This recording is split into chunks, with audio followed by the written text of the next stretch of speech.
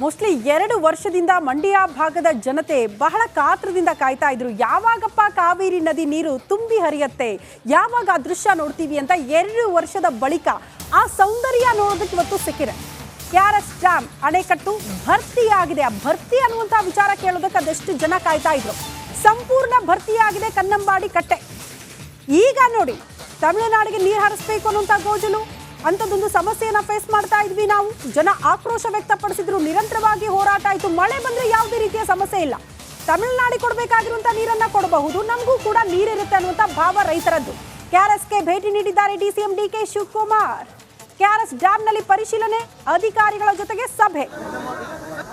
ದೃಶ್ಯ ನೋಡ್ತಾ ಇದ್ದೀವಿ. DCM DK ಶಿವಕುಮಾರ್ ಅವರು ಭೇಟಿ ಕೊಟ್ಟಿರೋದು KRS ಅಣೆಕಟ್ಟಿಗೆ. ಡ್ಯಾಮ್ ಭರ್ತಿಯಾದ ಬಳಿಕ DCM DK ಶಿವಕುಮಾರ್ ಅವರ ಭೇಟಿ. ಮೋಸ್ಟ್ಲಿ ಇಷ್ಟು ದಿನ ಕಾವೇರಿ ನೀರಿಗಾಗಿ ಹೋರಾಟ, ಪ್ರತಿಭಟನೆಗಳು, ರೈತರ ಕಣ್ಣೀರು ಇದೆಲ್ಲವನ್ನ ನೋಡಿದ್ವಿ. ಬಟ್ 2 ವರ್ಷ ಆದ ಬಳಿಕ ಅದೇ ರೈತರ ಮುಖದಲ್ಲಿ ಮಂದಹಾಸ. ಆ ಮಂದಹಾಸ ನೋಡೋದಕ್ಕೆ ಇಡೀ ರಾಜ್ಯದ ಜನತೆ ಕಾಯ್ತಾ ಇದ್ರು. ಯಾಕಂದ್ರೆ ಅನ್ನದಾತನಿಗೆ ಅನ್ಯಾಯ ಆಗಬಾರದು ಅನ್ನೋ ಕಾರಣಕ್ಕೆ. ಮಂಡ್ಯ ಭಾಗದ ಜೀವನಾಡಿ ಅಂತ ಕರಿತೀವಿ.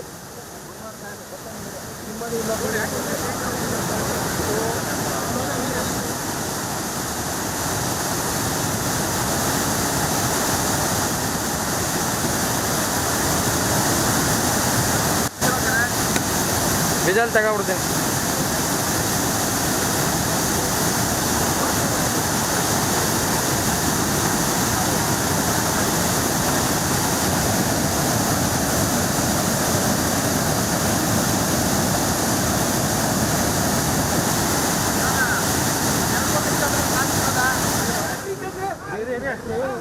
ಕ್ಯಾಮ್ರಾ ಹಾಳಾದ್ರೆ ಬರ್ತೇನ್ರಿ, ಆಯ್ತು ಹೋಯ್ತಲ್ರಿ.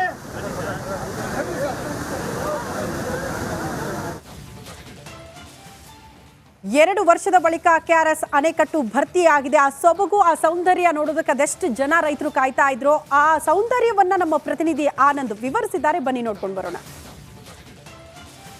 ಹಳೆ ಮೈಸೂರು ಭಾಗದ ಜೀವನಾಡಿ KRS ಡ್ಯಾಮ್ ಸಂಪೂರ್ಣ ಭರ್ತಿಯಾಗಿದೆ. ಮತ್ತೊಂದೆಡೆ ಒಳ ಹರಿವಿನ ಪ್ರಮಾಣ ಕೂಡ ಹೆಚ್ಚಾಗಿರೋದ್ರಿಂದ ಡ್ಯಾಮ್ನಿಂದ 50,000 ಕ್ಯೂಸೆಕ್ ಅಧಿಕ ಪ್ರಮಾಣದ ನೀರನ್ನು ನದಿಗೆ ಬಿಡಲಾಗ್ತಾ ಇದೆ. ಸದ್ಯ ನಾನು ಡ್ಯಾಮ್ ಮೇಲಿದ್ದೀನಿ. ಇಲ್ಲಿ ಗಮನಿಸ್ಬೋದು, ಡ್ಯಾಮ್ ಸಂಪೂರ್ಣ ಭರ್ತಿಯಾಗಿರುವಂಥ ದೃಶ್ಯವನ್ನು.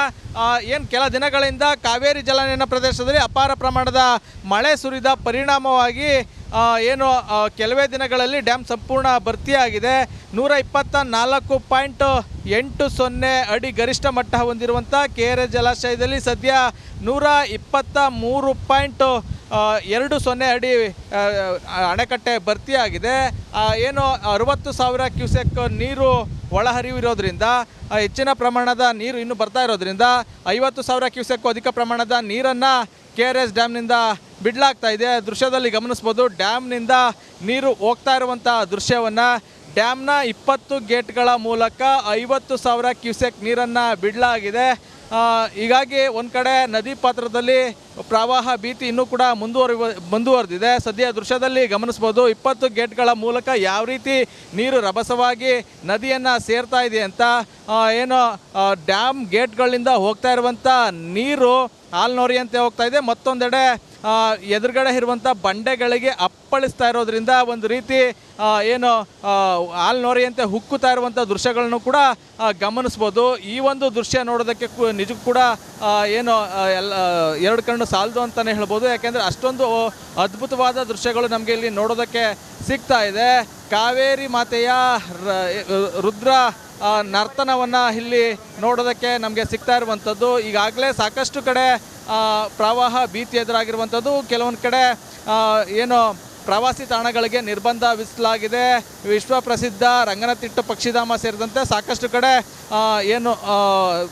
ಪ್ರವಾಸಿ ತಾಣಗಳಿಗೆ ನಿರ್ಬಂಧ ವಿಧಿಸಲಾಗಿದೆ. ಮತ್ತೊಂದು ಕಡೆ ಮನಮೋಹಕ ದೃಶ್ಯವೂ ಕೂಡ ಕಾವೇರಿ ನದಿ ಭಾಗದಲ್ಲಿ ಸಿಗ್ತಾ ಇರುವಂಥದ್ದು. ಇಲ್ಲೂ ಕೂಡ ಡ್ಯಾಮ್ ಮುಂಭಾಗ ನೀರು ನದಿ ಸೇರ್ತಾ ಇರುವಂಥ ದೃಶ್ಯಗಳನ್ನು ಕೂಡ ನೋಡಿದ್ರೆ ಗೊತ್ತಾಗ್ತದೆ ಎಷ್ಟು ಅದ್ಭುತವಾದ ದೃಶ್ಯಗಳು ಇಲ್ಲಿ ನಮಗೆ ಸಿಗ್ತಾ ಇದೆ ಅಂತ. ಒಟ್ಟಾರೆ ಹೇಳೋದಾದರೆ ಕಾವೇರಿ ನದಿಯಲ್ಲಿ ಪ್ರವಾಹ ಭೀತಿ ಇನ್ನೂ ಕೂಡ ಮುಂದುವರೆದಿದೆ.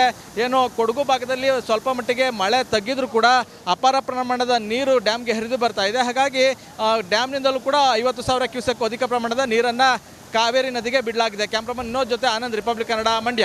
KRS ಅಣೆಕಟ್ಟು ಭರ್ತಿ ಆಗಿರುವಂತಹ ಸಂಭ್ರಮದ ಕ್ಷಣಗಳು. ಮತ್ತೊಂದು ಕಡೆ ಬೆಳಗಾವಿಗೆ ಬಂದ್ರೆ ಮಳೆ ಆಗ್ತಾ ಇದೆ ನಿರಂತರವಾಗಿ. ಪಕ್ಕದ ರಾಜ್ಯ ಮಹಾರಾಷ್ಟ್ರದಲ್ಲೂ ಮಳೆ ಆಗ್ತಾ ಇದೆ. ಅದರ ಎಫೆಕ್ಟ್ ಬೆಳಗಾವಿಯ ಖಾನಾಪುರದ ಜನತೆ ಫೇಸ್ ಮಾಡ್ತಿದ್ದಾರೆ. ಅನೇಕ ಕಡೆ ನದಿ ಹಳ್ಳ ಕೊಳ್ಳಗಳು ಭರ್ತಿಯಾಗಿದೆ. ಪ್ರವಾಹದ ಪರಿಸ್ಥಿತಿಯನ್ನ ಜನ ಫೇಸ್ ಮಾಡ್ತಿದ್ದಾರೆ. ಬೆಳಗಾವಿಯಲ್ಲಿ ಮಳೆ ಅವಾಂತರ ಮುಂದುವರಿತಾ ಇದೆ. ಈಗಲೂ ಕೂಡ ಜನರ ಪರದಾಟ. ಅಪಾಯದ ಮಟ್ಟ ಮೀರಿ ಹರಿತಾ ಇದೆ ಮಾರ್ಕಂಡೇಯ ನದಿ ಪ್ರವಾಹಕ್ಕೆ ಬದುಕು ಮುಳುಗಿ ಹೋಗಿದೆ. ಅನೇಕರ ಬದುಕು ಮುಳುಗಿ ಹೋಗಿದೆ. ಬೆಳಗಾವಿ ತಾಲೂಕಿನ ಅಂಬೇವಾಡಿ ಗ್ರಾಮದಲ್ಲಿ ಅವಾಂತರಗಳ ಸರಮಾಲೆ. ಅಂಬೇವಾಡಿಯ ಮನೆಗಳನ್ನ ಸುತ್ತುವರೆದು ಬಿಟ್ಟಿದೆ ನದಿ ನೀರು. ಸಣ್ಣ ಮಕ್ಕಳನ್ನ ಎತ್ಕೊಂಡು ರೈತರು ಹೈರಾಣಾಗಿದ್ದಾರೆ. ಬೇರೆಡೆ ಶಿಫ್ಟ್ ಆಗಬೇಕು ಅಂದ್ರೂ ಕೂಡ ಮನೆ ಬಿಟ್ಟು ಆಚೆ ಬರಬೇಕಂದ್ರೂ ಪರದಾಟ. ದೃಶ್ಯ ನೋಡ್ತಾ ಇದ್ದೀವಿ. ಮಳೆ ಅವಾಂತರಗಳು ಅಷ್ಟಿಷ್ಟಲ್ಲ. ಒಂದು ಕಡೆ ಮಳೆಯ ನೀರು ನದಿ ಹಳ್ಳಕೊಳ್ಳಗಳು ಭರ್ತಿಯಾಗಿರೋದ್ರಿಂದ ಸಂಭ್ರಮದ ವಾತಾವರಣ. ಮತ್ತೊಂದು ಕಡೆ ಅದೇ ಮಳೆ ನೀರು ಅನೇಕರ ಜೀವನವನ್ನ ಕಿತ್ಕೊಂಡಿದೆ. ಹಾಗಾಗಿ ಬೆಳಗಾವಿಯ ಭಾಗದಲ್ಲಿ ಅಂಥ ದೃಶ್ಯಗಳು ನೋಡೋದಕ್ಕೆ ಸಿಗ್ತಾ ಇದೆ.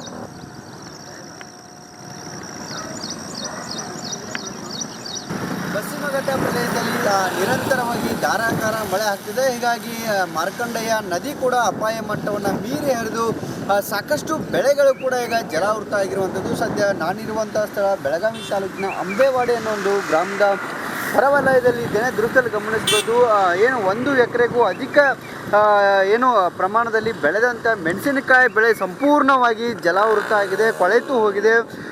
ಈಗಷ್ಟೇನು ಸಾಕಷ್ಟು ದರ ಕೂಡ ಮೆಣಸಿನಕಾಯಿಗೆ ಇತ್ತು. ಆದರೆ ಈಗ ಏಕಾಏಕಿ ಜಲಾಶಯದ ನೀರು ಹೆಚ್ಚಳ ಹಿನ್ನೆಲೆಯಲ್ಲಿ ಸಂಪೂರ್ಣವಾಗಿ ಮೆಣಸಿನಕಾಯಿ ಬೆಳೆ ಜಲಾವೃತ ಆಗಿ ಕೊಳೆತು ಹೋಗ್ತಿದೆ. ಹೀಗಾಗಿ ಲಕ್ಷಾಂತರ ರೂಪಾಯಿ ಖರ್ಚು ಮಾಡಿದಂಥ ರೈತ ಈಗ ಸಂಕಷ್ಟಕ್ಕೆ ಸಿಲುಕಿದ್ದಾನೆ. ಈ ಮೆಣಸಿನಕಾಯಿ ಬೆಳೆ ಅಷ್ಟೇ ಅಲ್ಲ, ಅಲ್ಲಿ ಪ್ರಮುಖವಾಗಿ ಕಬ್ಬು ಕೂಡ ಸಂಪೂರ್ಣವಾಗಿ ಜಲಾವೃತ ಆಗಿದೆ. ಈ ಒಂದು ಭಾಗದಲ್ಲಿ ಸಾಕಷ್ಟು ಪ್ರಮಾಣದಲ್ಲಿ ಕಬ್ಬು ಬೆಳೆಯಲಾಗುತ್ತೆ, ಜೊತೆಗೆ ಭತ್ತವನ್ನು ಬೆಳೆಯಲಾಗುತ್ತೆ, ಜೋಳವನ್ನು ಬೆಳೆಯಲಾಗುತ್ತೆ ಮತ್ತು ತರಕಾರಿ ಬೆಳೆಯನ್ನು ಕೂಡ ಬೆಳೆಯಲಾಗುತ್ತೆ. ಆದರೆ ಈಗ ಮಾರ್ಕಂಡೇಯ ನದಿ ಪ್ರಮಾಣ ಹೆಚ್ಚಳ ಆಗಿರೋದ್ರಿಂದ ಸಾಕಷ್ಟು ಸಂಖ್ಯೆಯಲ್ಲಿ ನೀರಿನ ಒಳ ಹರಿವು ಕೂಡ ಹೆಚ್ಚಳ ಆಗಿರುವಂಥದ್ದು. ಮತ್ತೊಂದು ಬದಿಗೆ ನಾನು ತೋರಿಸ್ತಾ ಹೋಗ್ತೇನೆ. ದೃಶ್ಯದಲ್ಲಿ ಗಮನಿಸ್ಬೋದು, ಎಲ್ಲ ಕಡೆ ಕೂಡ ನೀರು ಆವರಿಸಿಕೊಂಡಿದೆ. ಇಲ್ಲೊಂದು ಮನೆ ಕೂಡ ಇದೆ, 1-2-3 ಮನೆಗಳು ಇವೆ, ಅದನ್ನು ಕೂಡ ನೀರು ಸುತ್ತುವರೆದಿದ್ದು.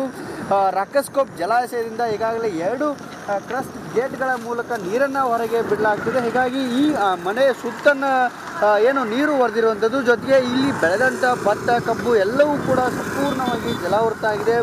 ರೈತರು ಪ್ರತಿ ವರ್ಷ ಕೂಡ ಇಂಥದ್ದೇ ಸಮಸ್ಯೆಯನ್ನು ಇಲ್ಲಿ ಅನುಭವಿಸ್ತಾರೆ. ಆದರೆ ಸಾಕಷ್ಟು ಸಂಖ್ಯೆಯಲ್ಲಿ ಕೂಡ ಈ ನೀರು ಬರ್ತಾ ಇರೋದ್ರಿಂದ ರೈತರ ಬೆಳೆ ಸಂಪೂರ್ಣವಾಗಿ ಜಲಾವೃತ ಆಗಿ ರೈತರು ಸಂಕಷ್ಟಕ್ಕೆ ಸಿಲುಕ್ತಿದ್ದಾರೆ. ಕ್ಯಾಮ್ರಾ ಪರ್ಸನ್ ಗುರುಪ್ರಸಾದ್ ಜೊತೆ ಮೈಲಾರಿ ರಿಪಬ್ಲಿಕ್.